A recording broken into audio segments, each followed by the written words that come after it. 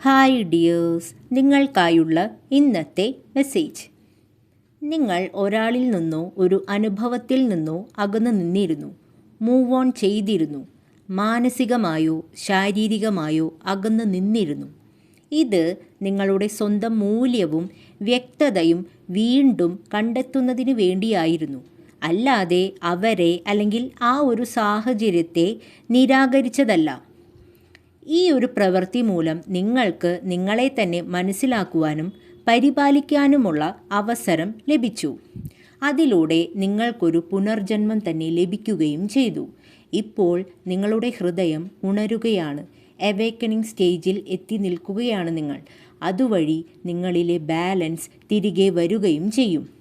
നിങ്ങളുടെ വിരുദ്ധതകൾ ഒന്നിക്കുന്നു, വേദനകൾ മാറി ശാന്തത കൈവരിക്കുന്നു.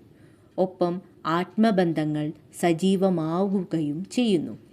സോൾമേറ്റ് എനർജി എന്ന കാർഡ് പ്രണയം മാത്രമല്ല ഉദ്ദേശിക്കുന്നത്. നിങ്ങളും നിങ്ങളുടെ സോളുമായുള്ള യൂണിയനെ കുറിച്ച് കൂടിയാണ് ഉദ്ദേശിക്കുന്നത്. നിങ്ങളുടെ മുന്നോട്ടുള്ള യാത്ര ജാഗ്രതയും കൗതുകവും നിറഞ്ഞതാണ്. ചിലർ നിങ്ങളെ നിരീക്ഷിക്കുകയോ അതുവഴി നിങ്ങളെ മനസ്സിലാക്കുവാൻ ശ്രമിക്കുകയോ ചെയ്തേക്കാം. ഈ ചിലർ എന്ന് പറയുന്നത് ചിലപ്പോൾ നിങ്ങളുടെ ഒരു ഫ്രണ്ട്, അയൽവാസി, ലവ്വർ, ഒരു രഹസ്യ ആരാധകൻ, റിലേറ്റീവ്സ് തുടങ്ങി ആരുമാകാം. നിങ്ങളെ ആരെങ്കിലും നിരീക്ഷിച്ച് തുടങ്ങുക എന്നുകൊണ്ട് ഇവിടെ ഉദ്ദേശിക്കുന്നത് നിങ്ങൾക്ക് ചില നേട്ടങ്ങൾ വന്നതിൻ്റെ ഭാഗമായിട്ടാണ്.